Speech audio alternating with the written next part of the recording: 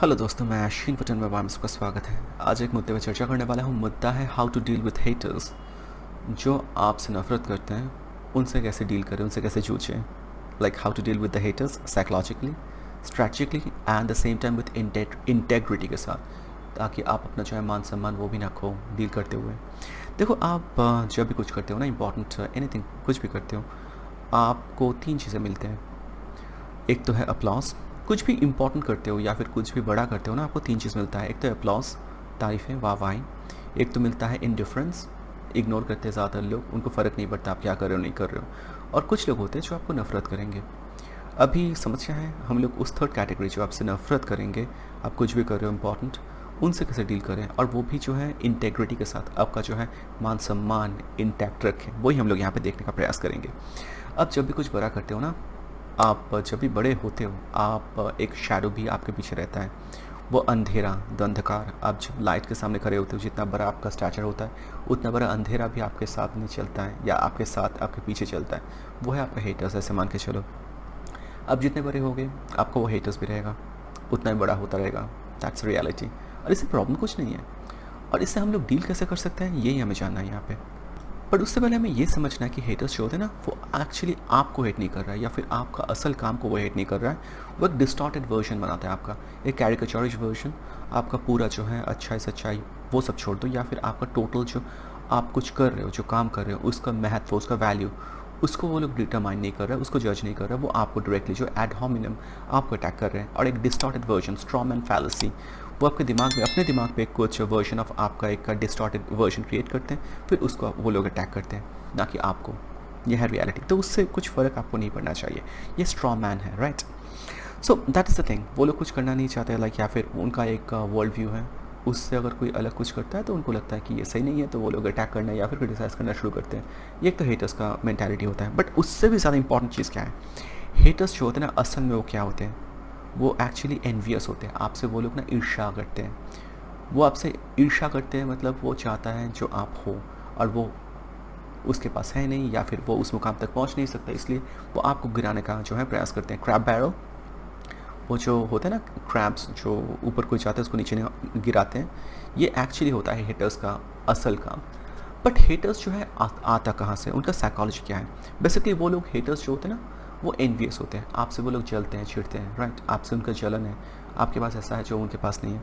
तो अगर most haters are just envious in disguise, जैसे कि बताया, वो लोग जस्ट एनवियस है।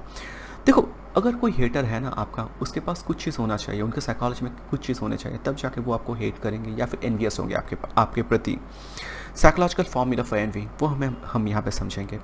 A person must feel that someone who is just like them is doing better than them is a way that they feel personal. मतलब बात कुछ ऐसा है कि a person must feel that someone who is just like them is doing better than them. उनको ऐसा लगना चाहिए कि जो जिनको वो हेट कर रहे हैं या फिर जिनसे वो एनवियस है, वो जस्ट उनके जैसा ही है, कोई बेटर नहीं है, उनसे कुछ भी अच्छा नहीं है। बट किसी कारण से जो है वो बहुत अच्छा कर रहे हैं, और उनको लगता है कि वो एक तरीके से जो है अनजस्टिफाइड है, क्योंकि वो तो मेरे जैसा ही है, मेरे से क्या फ़र्क है उससे। मेरे से वो थोड़ा भी बेटर नहीं है, शायद ख़राब हो सकता है, एटलीस्ट उनके दिमाग में, उनके सोच में अब जस्ट उनके जैसे ही, उनसे शायद थोड़ा बुरा भी। और आपको इतना कुछ मिल जा रहा है, और वो जो है ऐसे ही बैठा हुआ है।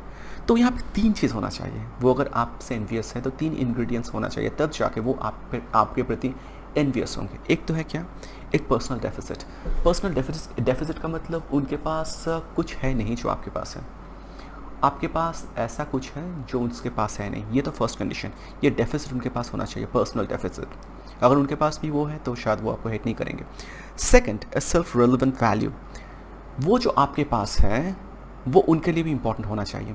देखो, आप अगर ऐसा कुछ आपके पास है जिसका ज़रूरत उनको है ही नहीं, तो वो आपसे एनवियस नहीं होंगे, आपसे चलेंगे नहीं। तो पहला तो है, उनके पास लैक होना चाहिए, जो आपके पास है वो उनके पास है नहीं, और जो आपके पास है उसकी ज़रूरत उसको है। थर्ड क्या है, a perceived equal, that is to say sibling हो, पियर्स हो, वैसा वो और आप सेम हो, आप उनसे बेहतर नहीं हो। ये तीन चीज़ जो है, ये तीन जो इंग्रेडिएंट अगर सही मायने में होता है, तब जाके वो एनवियस होंगे। अगर दूसरा होता है तब होएगा नहीं। मान लो कि वेल, आपका दोस्त जो है वो, उसको लगता है कि आप उसके जैसे ही हो, बट आपको मिल रहा है और उसको नहीं मिल रहा है, आपको जो है सफलताएं मिल रहे हैं, या फिर आपको जो है आप घर बंगला गाड़ी वगैरह खरीद रहे हो, बट वो अभी भी पैसा जमा किया जा रहा है। तो ये भी सच्चा है कि उसको वो चाहिए भी। अगर उसको वो नहीं चाहिए हो तो उसके पास अगर ऑलरेडी है तो उसको फ़र्क नहीं पड़ता है, वो उतना एनवियस नहीं होता। उसको चाहिए जो आपके पास है, उसके पास नहीं है, उसका लैक भी है और उसको वो चाहिए भी। और थर्ड जो है वो मानता है कि आप उसकी इक्वल हो। अगर मान लो कोई इलॉन मास्क रॉकेट लॉन्च कर रहा है, वो बहुत बड़ा मुकाम हासिल कर रहा है, राइट, बट आप क्या उससे एनवियस होगे, जलोगे, उससे नफरत करोगे? नहीं, क्योंकि आपको first of all rocket science में आपका शायद दिलचस्पी नहीं है, ये शायद आप उस लीग में खेल ही नहीं रहे हो, वो आपका रेलिवेंट जो है वर्ल्ड नहीं है, आपका दुनिया उस दूसरा है।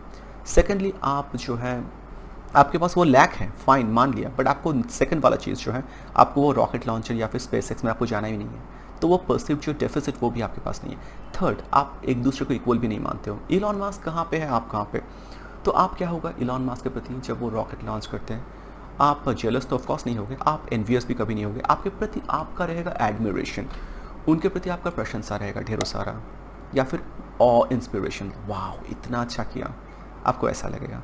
तो ये चीज़ है, ये तीन चीज़ होने चाहिए। एक तो है आपके पास नहीं है वो जो उसके पास है, सेकेंडली आपको वो चाहिए, थर्डली आप उसको इक्वल मानते हो, आपसे बेटर नहीं है, आप उसको मिल रहा है, आपको क्यों नहीं मिल रहा है। शायद इसी कारण से केन एंड एबल, हमारा बाइबल का जो फर्स्ट स्टोरी था ना, Cain and Abel, Adam and Eve, उनका प्रथम संतान, केन जो है एबल को मर्डर करते हैं, राइट। अभी केन जो है एबल को मर्डर इसलिए नहीं करता है कि एबल को डिवाइन वर्च्यू जो है, ईश्वर का शक्ति जो है वरदान मिला था और केन को नहीं मिला था।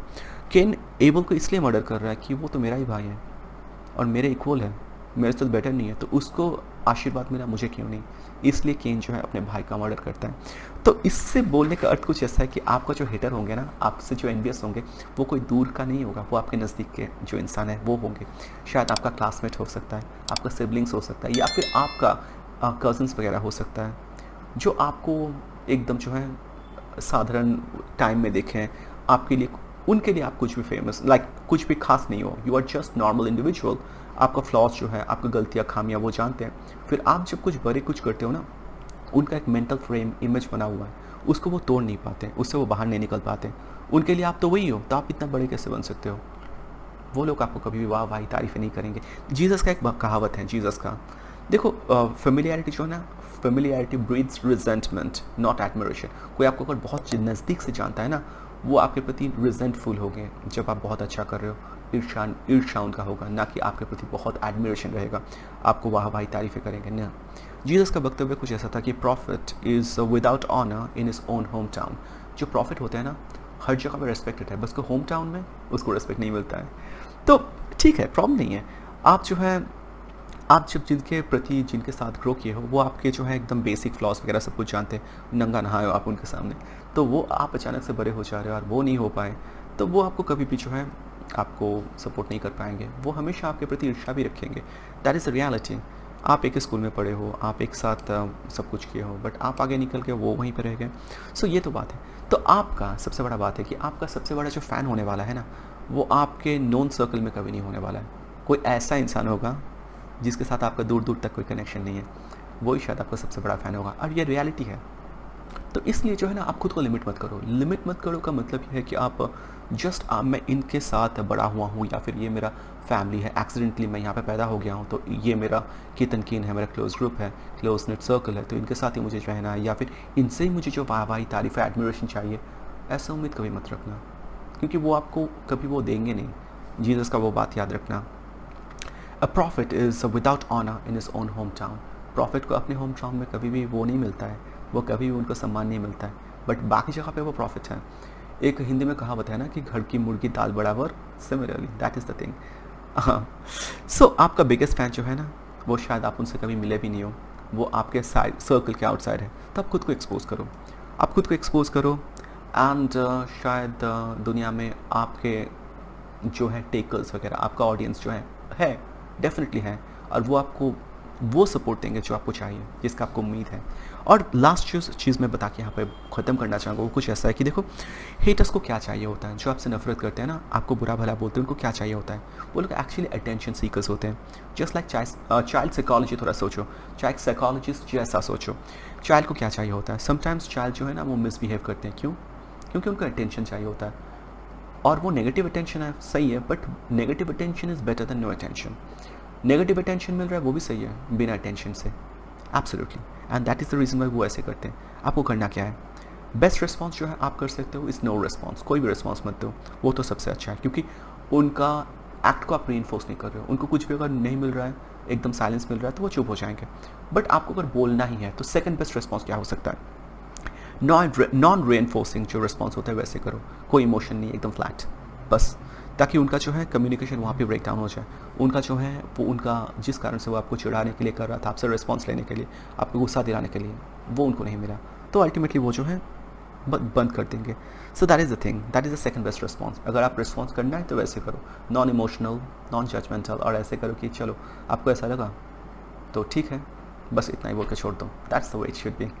और ये बात याद रखना कि अगर कुछ भी आप कर रहे हो तो आपको ये तो झेलना ही पड़ेगा, तारीफ़ें मिलेंगे, इंडिफरेंस मिलेंगे, but the same time haters भी बहुत ज़्यादा मिलेंगे। इसके लिए जो अपने एक्सप्रेशन कभी मत छोड़ना। आपका जो वैलिडेशन चाइल्डहुड फ्रेंड्स है या फिर आपका कज़न जिनके साथ आप बात भी नहीं करते हो, उनसे वैलिडेशन कभी मत सीख करना, ओके। आप खुद को एक्सप्रेस करो, put your voice into the world and let the world decide. आप अपना वॉइस जो है दुनिया के सामने रखो और दुनिया को डिसाइड करने दो, that is the way, right. So the people who resonate with you, आपसे जो सच में रेजोनेट करते हैं या फिर आपके साथ वेवलेंथ उनका मैच करता है, और जिनको जो लोग आपका गुण वगैरह वो देख पाएंगे, वो शायद दूसरे कहीं पे है, वो आपको खोज लेंगे। और बस आप अगर इतने दूर तक आए हो या फिर आप कुछ कर रहे हो, लोगों से आपको नफरत थोड़ा बहुत मिल रहा है, तो that's okay. If you met this far, remember not everyone will understand you, सब कोई आपको समझेंगे नहीं। Some will twist your word, कोई आपको जो है बात तोड़ मरोड़ के पेश करेंगे, कोई आपको जो है रेजिस्ट भी करेंगे, बट आपको जो है आगे बढ़ते रहना है, बस यही है सच्चाई। तो बस बताइएगा मेरा ये कॉन्सेप्ट कैसा लगा, लाइक कमेंट सब्सक्राइब शेयर ज़रूर कीजिएगा। धन्यवाद।